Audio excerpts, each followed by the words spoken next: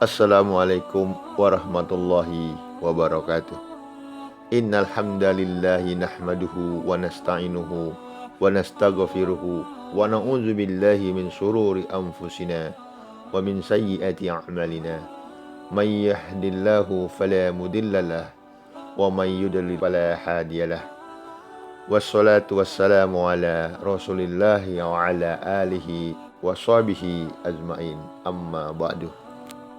Pertama-tama, marilah kita panjatkan puja dan puji syukur kehadirat Allahu Rabbi yang telah memberikan kita kenikmatan dalam Islam. Amin, amin, amin, amin ya Rabbal Alamin. Juga tak lupa kita panjatkan salawat dan salam kepada junjungan umat Nabi besar Muhammad Shallallahu'alaihi Wasallam. Allahumma sholli ala Sayyidina Muhammad wa ala ali Sayyidina Muhammad, yang telah membawa kita terbebas dari masa kegelapan menuju masa yang gilang gemilang.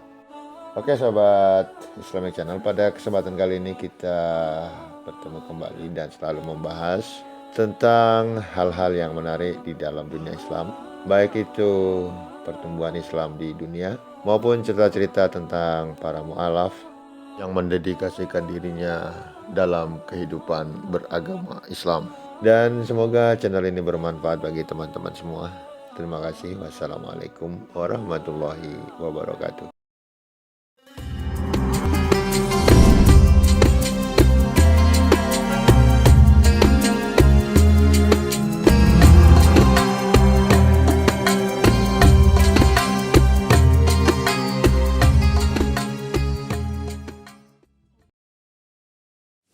You were smiling before. Don't stop just because you're in the chair. Okay. Then the second one.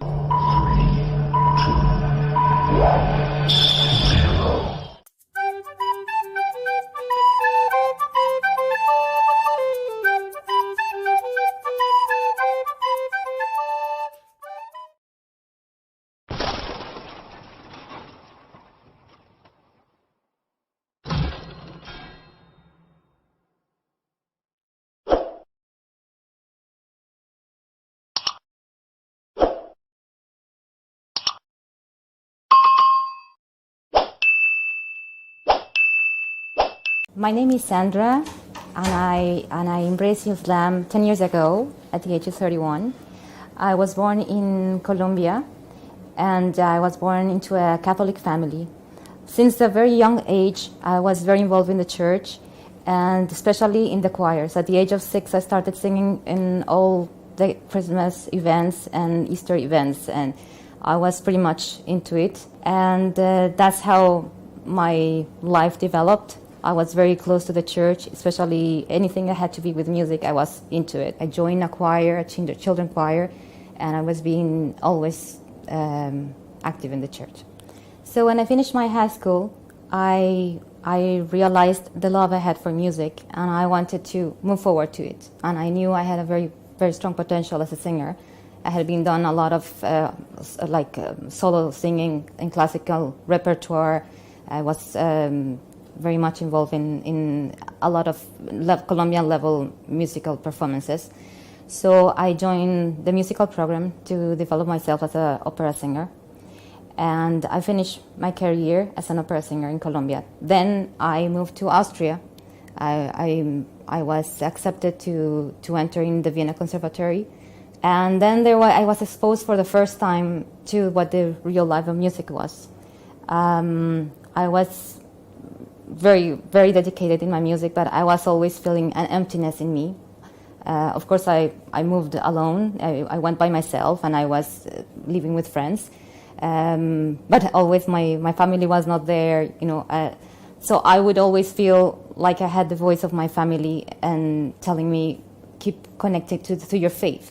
So I remember every day going through the conservatory, I will stop and I will go and enter into the church.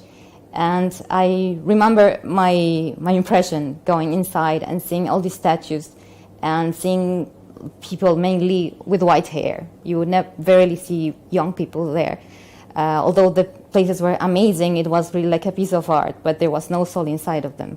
But I just wanted to keep connected to my family and to what I was as a child, connected to the church. So I will keep on going. And I remember going inside the church and feeling like, okay, there's this Mary looks beautiful today. Let's put a candle here and make a prayer here. And the next day I will go to another church, and maybe it was a church with the name of a saint. So I will go and pray to the saint. And it was just, starting to feel like it's really confusing. When you are out of the environment where you are grown, you start to make your questions and start to think outside of the box. And as much as I wanted to keep connected to God, because that's how I was raised, I was feeling there were many things that were not clear to me, and there were many questions that were opening up, and I wanted to understand. But I knew since the beginning that I arrived to Austria that once I would finish my degree, I wouldn't like to stay there. I felt like I was completing my degree to please my family. I grew up feeling that I wanted to please everybody, and I felt that with my singing I made many people happy. I could bring peace. I could make a religious event, a wedding, beautiful. Sometimes after the wedding, people wouldn't say how nice the priest spoke, but how beautiful the music was. It was like music was the center of the faith. Like people were going to the church looking to being satisfied with the music. People will go to these amazing cathedrals just to hear the music. And once the big pieces of the repertoire were done, halfway the mass, suddenly the church would be empty. I remember Japanese buses stopping just next to the cathedrals, and then the church would be full of people. And once the communion started, that usually if you think about Schubert, like masses or Mozart masses, the music goes until the communion, and then after that, once the communion was over, the church was empty, and the priest was really upset. Once I continue studying, and I was about to reach my final diploma, my final degree, I remember feeling this sense of loneliness and confusion and frustration and not clarity where my life was going towards to. I was raised to be somebody helpful in the society, very caring, very loving. My family has done amazing charity work, and I grew up with all that. And then I would see how the behavior of people in the music world was the opposite, environment of one pushing the other one or doing things that were not right in order to show or to glow. And I couldn't see myself doing that. It was very difficult because I knew there was a big expectation behind what I was doing. So I remember very well, maybe 2 months before finishing my degree, and going like it was late, and I remember this prayer I did. And that day, I felt for the first time I'm not praying to a saint or to the Virgin or to Jesus. I felt I was praying with the real, truly God. And I was saying, please guide me. I'm completely lost. I don't know what I should do with my life. So please guide me. And it was a very truly do a prayer for guidance. And I had the opportunity at that moment either to go to Spain and join an aunt, or to apply to move as an immigrant to Canada. I applied, and it was amazing. After 3 months, just at the moment of my degree being finished, I got the acceptance to move to Canada. So I felt this is a clear sign. I should go there. Canada is an amazing place because it's very multicultural. I had the opportunity to see people from many places that I never had the opportunity before in my country or in Australia, just studying. And I got in touch with Muslims, and at an event, a multicultural event. And there they start asking me about my faith. I felt I have to be strong, and I know I have my doubts, but this is who I am. So I would try to repeat what I was raised up having to say. But then, of course, as a diplomatic way, if somebody had asked me about my religion, I had to ask back. So it was the first time I was encountering Muslims, and so I was asking, okay, so what do you believe in? I didn't know anything about Islam, and I was amazed to know that in Islam, Maryam, the Virgin Mary in Catholicism, was a very important woman, one of the 4th most important women in Islam. And that Jesus, Isa, was very important prophet, and that they had the same prophets that I grew up knowing in the Christianity. So I didn't know that. So I was really mesmerized. I felt like we are so close. I didn't know. I just heard always from the news, these people are doing things that are wrong. So I started to want to know more about Islam. I remember going to the priest in the university and asking him, what do you think about these questions I have? And I felt there was no answer. And then if I would go to Islam, I would see like it's so clear and pure, and everything is there. It's so close, but it completely started to answer all my questions. So Ramadan was coming soon. Very blessed to be invited to a mosque for an iftar, and it was going to be Tarawih after. And since the communities are small, people will come for the iftar, and then they will stay until the prayer of Tarawih. So I remember going for the iftar, and I remember how these ladies who had been fasting for a whole day would give me food first, and I was like very impressed how people were not just jumping, they were doing a prayer before eating. And then I saw for the first time the prayer of Islam, and it was the most beautiful thing I had encountered until the moment, to see how people were all standing in lines and doing the same movements at the same time, and then to hear the Quran for the first time for me was like a kinesthetic experience. I remember feeling like I was embraced, and it was something really out of this world. I felt I need to listen more of these, and I need to know more about this religion, because I really love how it looks and how it feels. It was for me that really the spirituality was there, and I wanted more of it. And then I had the opportunity to compare both, and for me it was clear that what really the connection with the only God was in this Islam. So once I came back from Colombia, I had to do my shahada. That was for me, it was only very clear. It took more or less like a year, or like less than a year. But then it was just the beginning. You need to learn so many steps, and you need to give yourself time. And of course, I didn't tell my family right away. I started chatting with them, especially with my brother who was present in Canada, then my parents over the phone. I would just throw questions. And then, of course, they start saying that there was something happening with me because I was making questions that I didn't do. And Jesus, did you know that Jesus is so important in Islam, but he's a prophet?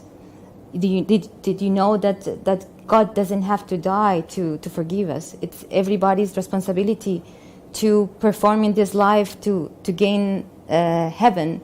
It's not granted that because somebody does something for you, that means that you're going to go to heaven. Like, it's really up to each one. So they started to see that I was questioning myself, and in my path I was questioning them. So, but it took me a year to tell them about my conversion. And once I told them, which for them was almost like, at that point, my brother already knew, because he would see me, and I was, going to the Islamic centers and meeting with people. And so he saw, obviously, my change. And then I told them, they kind of accepted, but I felt I need to do something, even for the people in my environment, to see that I'm truly meaning my conversion, my new faith. I have to put a hijab on. I remember telling a friend, next Ramadan, I will start wearing hijab. And then she told me, why do you have to wait until Ramadan?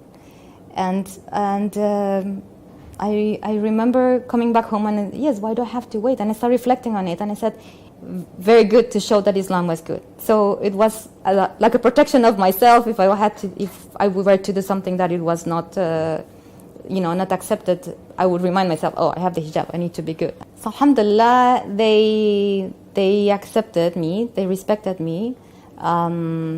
Mainly with my mom and my father, I had a lot of opportunities to talk about it in detail. With my brothers and sisters, there's more like an acceptance. At the beginning of my conversion, I felt like I had to talk with everybody. I need to tell everybody has to be Muslims. And then I realized everybody needs a time, and it's only Allah who guides. And through my behavior, I do more than through speaking out.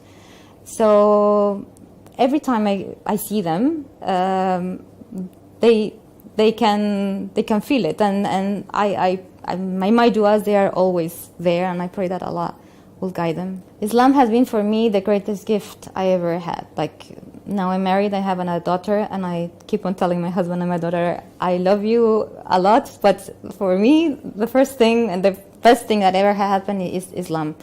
It completely took away all the questions I had and all the anxiety I had, and gave me this peace and this light and this clarity that I didn't have before. I guess for me, the main concern was that I felt I have to give up my music, because I felt I couldn't deal with music and Quran at the same time. So there was a big transition there, but I ended up giving up music, and I completely never missed it after that. I felt that all the skills that I acquired through my studying, alhamdulillah, I was able to use them to learn about Quran, to learn how to read Quran, and to memorize, and to be able to learn the language. You and me and everybody and everything around us was born to submit to the Creator. Once you feel that you belong to Him, and that you know that you're going to meet Him after you die, you should not wait until this moment comes, because you never know when this moment might come. It might come tomorrow, and you don't want it to be too late. And the reward of being a Muslim is so much greater than all the difficulties that you might face in your transition. It is actually very, very easy if you hold yourself to Allah, and He will make everything easy for you. Just put your trust there. He will make the path for you. Sincere prayer to Him from the deepest place in your heart, and that will bring the clarity, and that will give you the strength that you need in order to make your decision. Thanks for watching. If you enjoyed this video, please make sure to drop a like. And if you're not already subscribed, go ahead and tap that big red button and notification bell. See you all next time.